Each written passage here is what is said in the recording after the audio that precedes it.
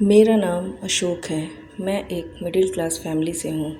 मेरी छोटी mobile repairing की शॉप है। मेरे घर वालों ने मेरी शादी एक लड़की से तय कर दी। लड़की हमारे दादा के पास के गांव की थी। लड़की के माता पिता नहीं थे। उसे उसके मामा और मामी ने पाल कर बड़ा किया था। घर वालों को लड़की पसंद आ गई थी। मैंने शुरुआत में टालने की कोशिश की।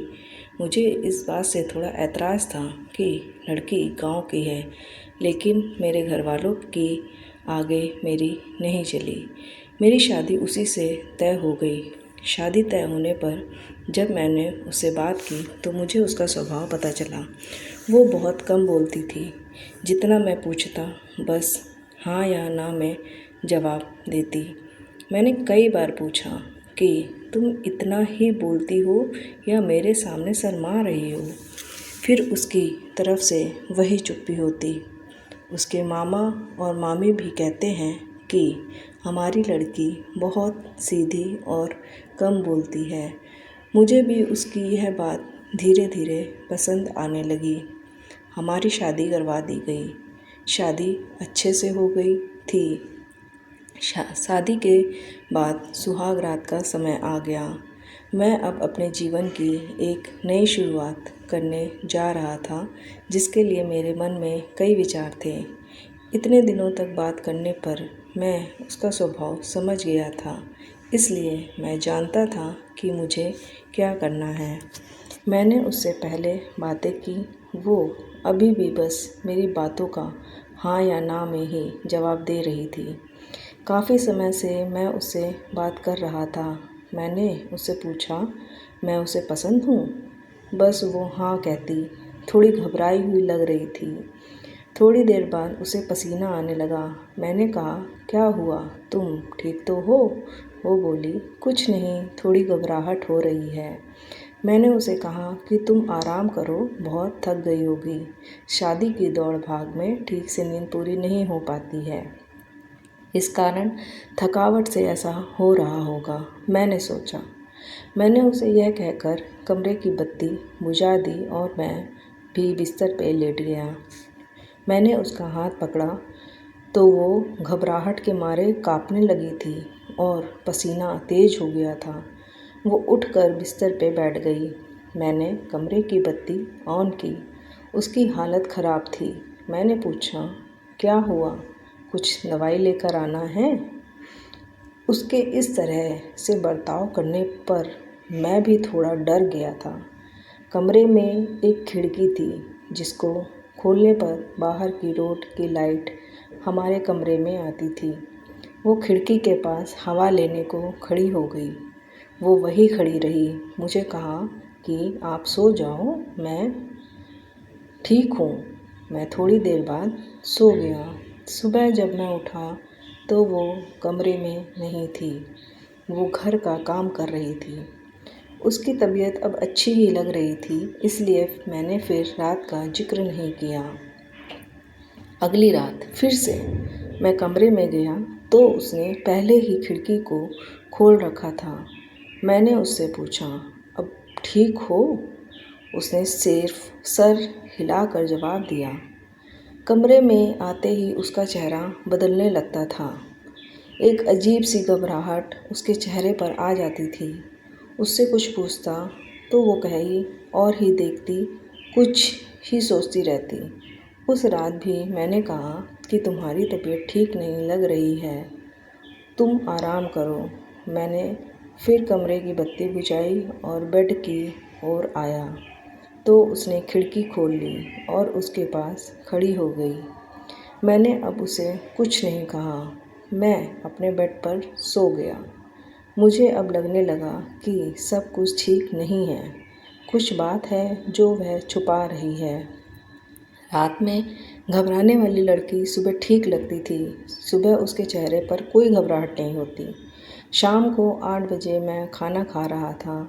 अंधेरा हो गया था। मम्मी ने उससे कहा कि छत पर से कपड़े लाना भूल गई, तू ले आ। वो कपड़े लाने सीढ़ियों से छत पर गई, लेकिन करीब आधा घंटा हो गया था और वो नीचे नहीं आई। मम्मी ने नीचे से आवाज़ भी लगाई लेकिन वो नहीं आई। मेरे खाने के बाद मम्मी ने मुझे कहा कि जा तू देख कर आ। मैं सीढ़ियों पर गया तो वो सीढ़ियों पर ही बैठी थी और उसके चेहरे पर वही घबराहट। मैंने सीढ़ियों की लाइट ऑन की। लाइट ऑन होते ही जैसे वो नींद से जग गई हो। मैंने उसे पूछा कि तुम यहाँ क्यों बैठी हो? वो कुछ नहीं बोल पाई। उसके माथे पर रात जैसा ही पसीना था। वो वहाँ से चली गई। अब मैं समझ गया था कि बात क्या है, लेकिन उसकी वजह मुझे नहीं मालूम थी। उस रात मैं कमरे में गया और जाते ही मैंने सबसे पहले अपने कमरे की खिड़की को बंद किया। वो वहीं कमरे में थी, रोज़ की तरह घबराई सी। पर आज मैंने कुछ और ही सोच रखा था। थोड़ी देर बाद मैंने कमरे की बत्ती ऑन की और मैं बत्ती बंद करके उसके पास गया। मैंने जैसे ही उसे हाथ लगाया, वो थोड़ा काँप रही थी। रोज़ की तरह पसीना छूटने लगा। अब मैं उसका हाथ और ज़ोर से पकड़ा, लेकिन उसका काँपना और पसीना बहना चलता रहा। तब मैंने उसे कहा कि क्या हुआ, तुम ठीक हो?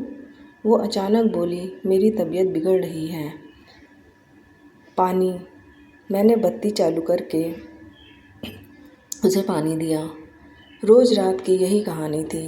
अब मैंने उससे पूछ ही लिया कि मैं जानता हूँ कि कुछ बात है जो तुम मुझसे छुपा रही हो, लेकिन क्या बात है मुझे बताओ। मुझे पता है, लेकिन मैं तुम्हारे मुंह से सुनना चाहता हूँ और उसकी वजह जानना चाहता हूँ। वो पहले से ही कम बोलती थी, ऊपर से डरी हुई थी, तो वैसे ही उसकी आवाज़ नहीं निकलती थी। मैंने उससे प्यार से पूछा, क्या हुआ है? कुछ हुआ है? कुछ ऐसी बात है जो बता नहीं सकती? वो चुप रही। मैंने गुस्से में कहा कि ठीक है, कल तुम्हारे मामा से बात करता हूँ। मामा का नाम लेते ही वो घबरा गई और बोली, नहीं नहीं, मामा जी से मत पूछना। तब उसने बचपन की एक ऐसी घटना के बारे में बताया जो इन सब बातों की जड़ थी। उसने कहा कि मैं मेरे मामा के यहाँ पली बड़ी हूँ। मेरा भाई और हम एक दिन बचपन में खेल रहे थे और खेलते वक्त में हमारे घर में कबाट में छिप गई। मेरे भाई और मामी को यह पता नहीं था। उसी समय जब भाई बाहर दौड़ा मुझे ढूंढने के लिए, तो वो गिर गया। मामी उसे लेकर पास के अस्पताल गई। उसका पैर टूट गया था। उसके पहले वो पैसे लेने अंदर आई तो कबाट का दरवाज़ा बाहर से लगा गई। मैंने तब भी कुछ नहीं कहा। मैं छिपी रही। बाहर क्या हुआ था इसका मुझे पता नहीं था। थोड़ी देर बाद जब मुझे घबराहट हुई तो मैंने बाहर आना चाहा, लेकिन दरवाज़ा बाहर से बंद था। मैंने बहुत कोशिश की, चिल्लाई, लेकिन घर में कोई था ही नहीं। मैं बहुत डर गई। उन्हें आने में करीब 3 घंटे लग गए। मैं उस कपाट में 3 घंटे बंद रही। उसके बाद उनके आने के बाद भी उन्हें नहीं दिखी तो मामी मुझे ढूंढने लगी। अब मैं अंदर पसीने और घबराहट के मारे बेहाल थी। मामी को आवाज़ पर मैं फिर से ज़ोर से दरवाज़ा बजाने लगी तो मामी ने मुझे बाहर निकाला। मैं जब बाहर निकली तो काँप रही थी। मुझे लगने लगा था कि मैं उस कपाट से बाहर नहीं आ पाऊँगी। आज भी अंधेरा मुझे उस दिन की तरह डराता है। कपाट पुराना था, इसलिए कहीं कहीं से थोड़ा टूटा था, जिससे मुझे सांस लेने में कोई प्रॉब्लम नहीं हो रही थी। बाहर क्या हुआ था इसका मुझे पता नहीं था।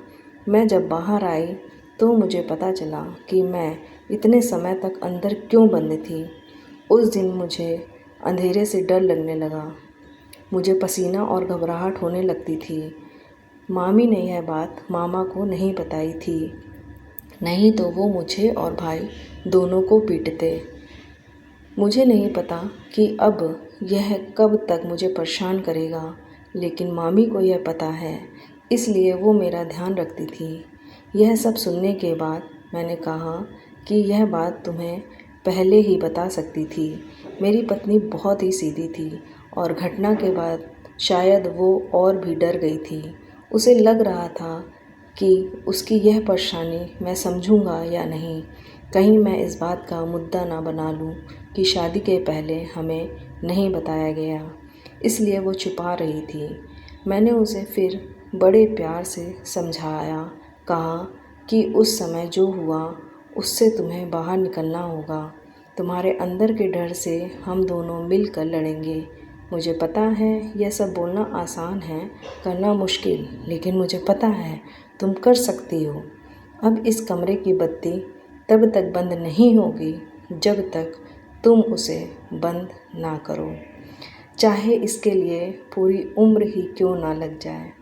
मैंने पहली बार उसके चेहरे पर वो मुस्कान देखी थी। लग रहा था कि उसका कोई बोझ उतरा गया। अंधेरा अब मेरे होते हुए उसे डरा नहीं सकता। मैं उसका हाथ पकड़े रहता हूँ। धीरे धीरे मैं उसके इस डर को निकालने की कोशिश कर रहा हूँ और बहुत हद तक मैं सफल भी हो रहा हूँ। ऐसी कोई भी बात नहीं है जो हल नहीं हो सकती। व्यक्ति को सिर्फ प्यार और विश्वास चाहिए। बड़ी से बड़ी बात को सुलझाया जा सकता है। अगर ये कहानी आपके दिल को छू गई हो तो एक प्यारा सा लाइक ज़रूर करें, दोस्तों के साथ शेयर करें और कमेंट में बताइए आपको किस तरह की कहानियाँ पढ़ना पसंद हैं, ताकि मैं आगे वैसी ही कहानियाँ आप तक पहुंचा सकूं।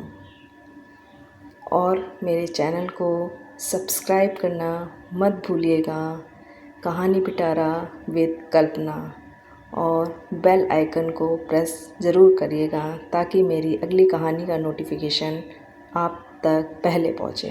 धन्यवाद।